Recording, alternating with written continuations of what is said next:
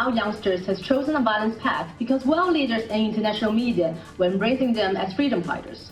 But when violence happens in their city, they immediately pointed out that violence is not acceptable. Stop using Hong Kong as a political bargaining chip.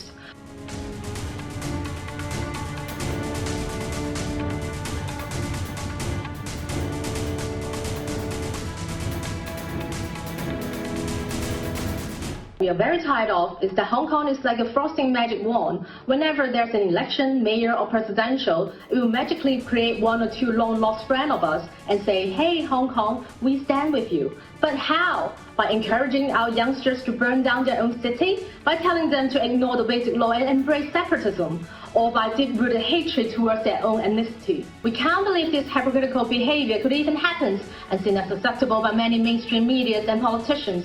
What happens to keeping international order? What happens to fair judgment? What happens to regardless of political stand and upholding the truth?